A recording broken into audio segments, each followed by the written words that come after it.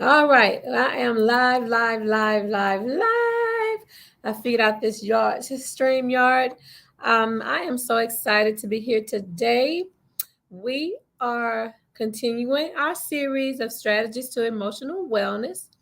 This week, we've been talking about controlling anger in our program, and I just thought it was a good subject because, in order for me to be able to even deal with anything that have to do with wellness, I also need to deal with some other stuff like controlling my anger. So, I want to talk about that today, talk about what anger is and how to control it.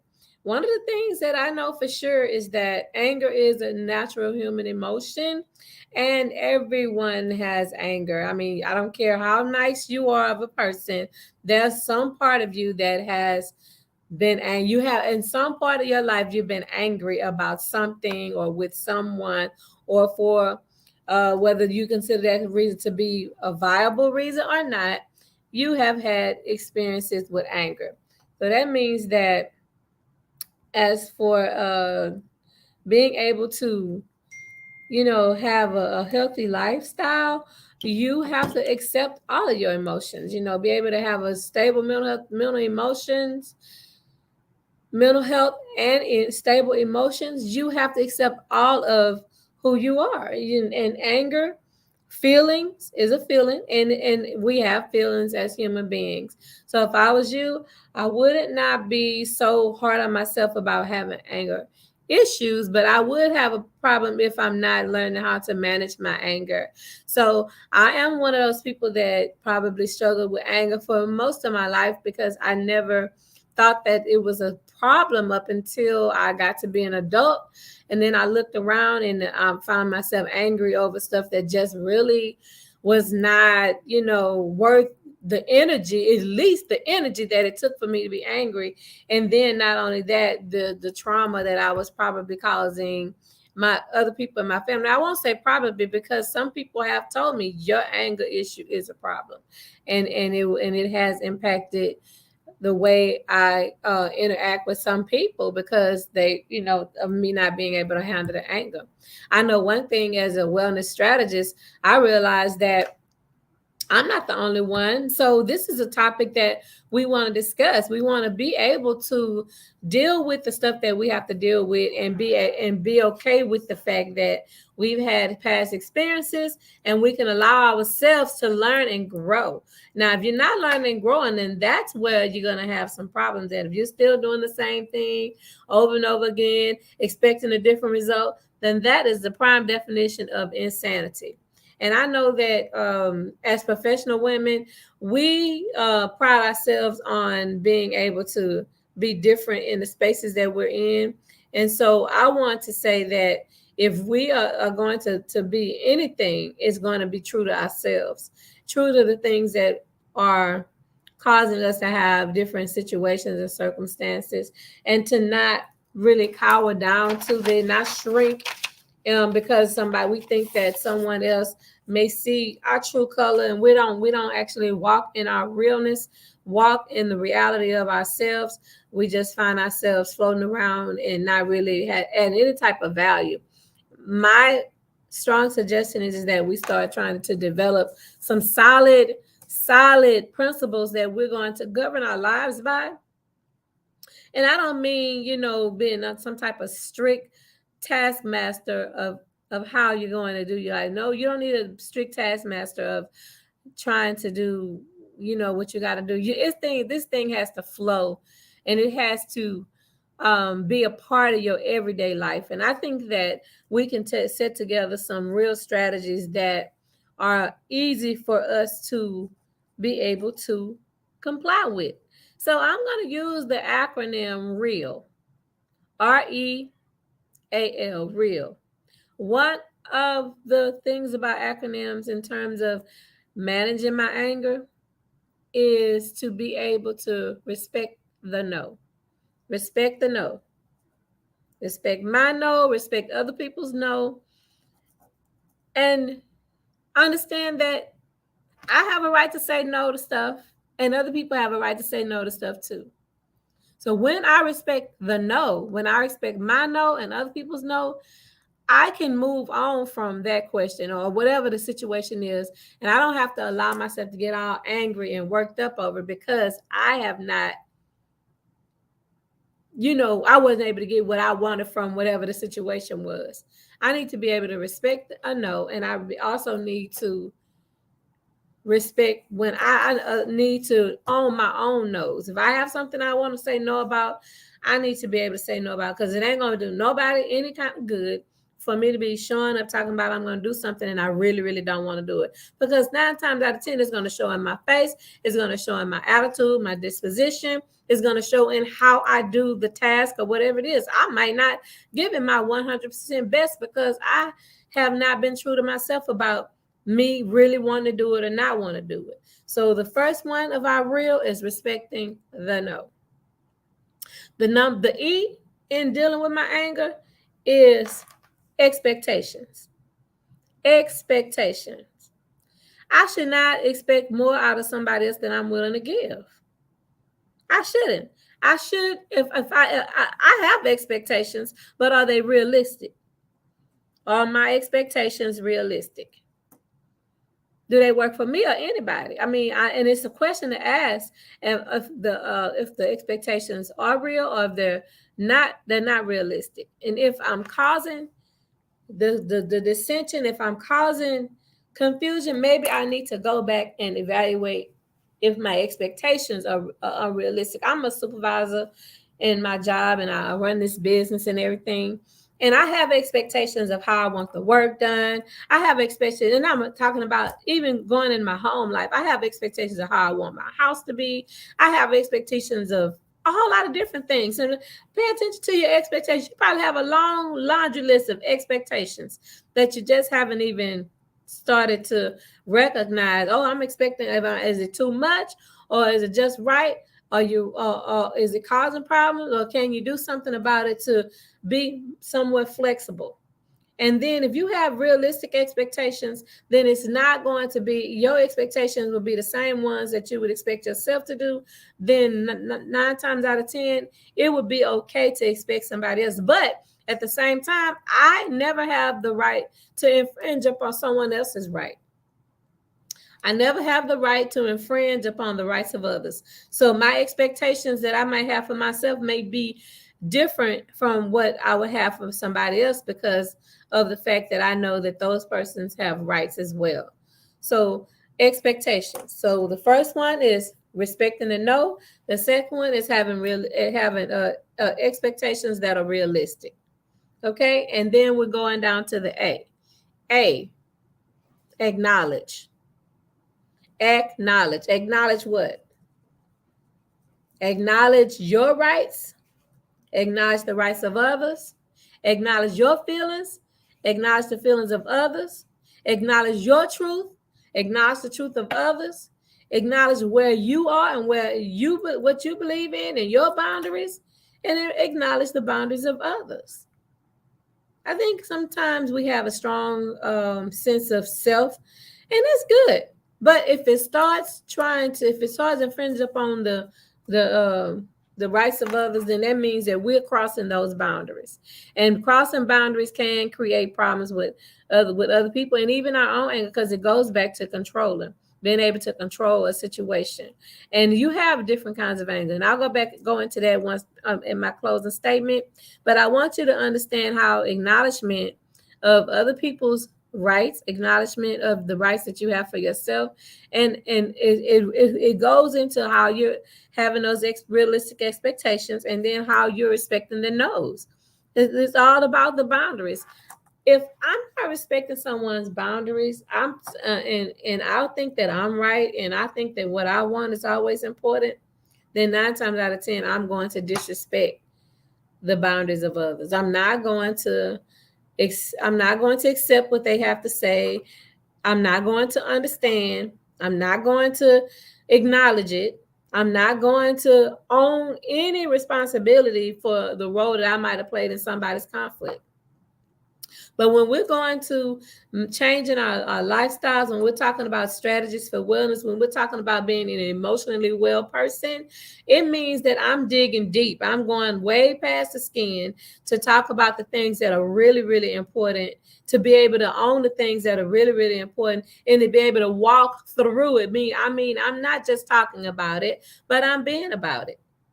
And so with that, it's going to take me acknowledging some things, in which acknowledgement could also go into acceptance of the things that I can't change.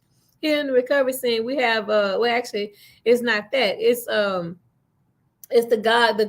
serenity prayer. God, grant me the serenity to accept the things I cannot change, the courage to change the things that I can, and the wisdom to know the difference. Now, there are some things that you just don't have any control over, and be okay with that, because sometimes you don't need control over some stuff. You just need to allow, let. You don't have to engage it. You don't have to embrace every situation, every circumstance, and carry that thing around and lug it wherever you want to take it, and then carry it. All next thing you know, you got all this baggage you dragging around with you. And some of the baggage not even yours. You're carrying somebody else's stuff. So acknowledging where you are, acknowledging your rights, and acknowledging the boundaries that you need to set, and acknowledging the boundaries that other people have set, goes a long way in your own emotional wellness, your own peace, your own joy. So I'm getting to my next one, which is the L. Love. Love yourself. Love people around you. Love truth. Love life. Embrace the love. Love is everything. There's a scripture in the Bible, and it says that it's a song we used to sing when I was in Sunday school, and it talked about love. It kind of helped us to remember the scripture. It said, "Beloved, let us love one another, for love is of God, and everyone that loves is born of God and knows God. He that loves not knows not God, for God is love. So, beloved, let us love one another." That is 1 John 4:7-8. Now, I would sing it, but this ain't a singing program. So, but I want you to go to 1 John 4:7-8 and read it for yourself. Another scripture that I like to say is that another scripture that I know is true is that I love my brothers, or I love my sisters as I love myself. It said, love your brother and your sister as you love yourself. Now, how can I even love them if I don't love myself? A lot of the struggles that we have are related to how we love ourselves, how we care for ourselves, how we allow ourselves, how we acknowledge ourselves, what expectations we place on ourselves, and how we respect our own nose. Love. And then over in 1 Corinthians 13th chapter, it says that now abideth these three, and love is one of the three. The greatest is love, faith, hope, and love. Among these three, the greatest is love. It says charity. Just depends upon what version you're using, but it's all talking about love. I'm about to go to it in my word, because I love a good word every now and then. Really, I love it every day, because I need a word. I need to have it in my spirit. I need to live it. I need to own it. But one thing I know, it says, now these three remain: faith, hope, and love. But the greatest of these three is love. And that is 1 Corinthians chapter 13. And another scripture that goes along with that one, it says that love never fails. So if love never fails, yeah, it's not going to fail you either. If it's not failing, it ain't going to fail you either. It's not going to fail you. So trust these things that I'm saying, because I'm not just telling you stuff that I want to say just to have a good old talk on this thing. I'm telling you what I know works. These are the things that I do. I am not the hypocrite, the person that come up here trying to tell you something to do that I don't even practice myself. I think that's the craziest thing. And if somebody gonna give, if God gives me a message, He gives me the message first to share with someone else. Then I got the message first. So I am owning my messages. I'm owning the things that God has given me, and I want you to do the same thing. My last thing that I'm going to say, we talked about real. This is a real simple method. Us 4 letters to remember by. Respect your no. Make sure that your expectations are realistic. Acknowledge yourself, your thoughts, and the thoughts of your feelings and the thoughts and feelings of others. And then love. Love one another. Love never fails. Love is the greatest gift. You have to love you. I mean, it has to start deep on the inside. It's not something that you're on outside. Oh, I love you. No, that is just not. Oh, you feel, you think you love somebody, but it's like deep on the inside. So to the point where you can just feel, when I'm saying it, I can just feel my insides just warming up. That's the love that I'm talking about. I'm talking about unconditional love, unconditional positive regard, being able to forgive and let go of stuff, and also to forgive yourself. You know that we have to forgive ourselves too. So the next thing I want you to think about, when you start feeling yourself depressed and down and low, stand up, give yourself steps, straighten yourself up, and think of this acronym that I just told you, real. Real. Real. Respect the no's. Have expectations that are real, they're realistic expectations. Acknowledging your thoughts, your feelings, and your behaviors. And then love. Love one another. Love never fails. The greatest gift is love. God is love. Having love one for another.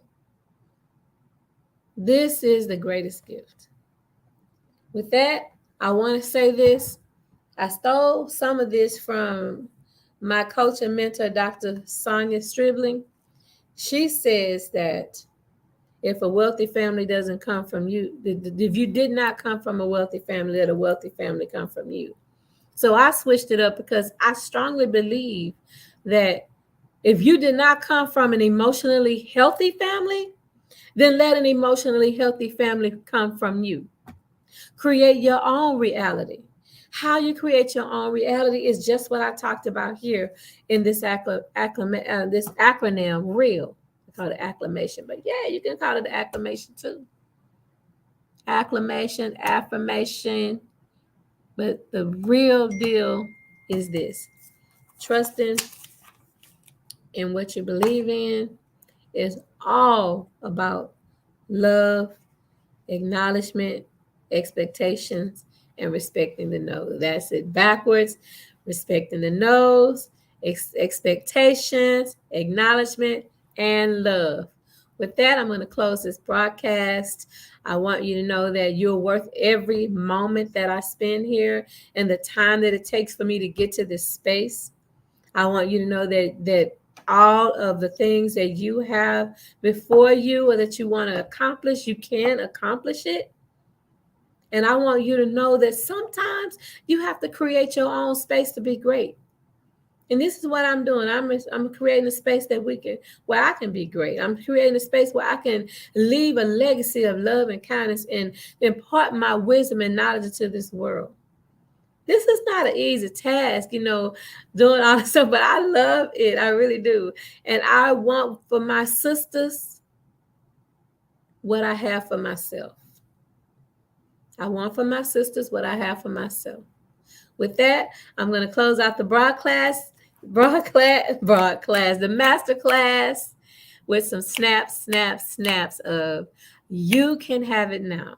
You are powerful. You are equipped. You are a conqueror. You are victorious. You are a winner. You are successful. You have a purpose in your life. You are an overcomer. You are blessed. See you next week.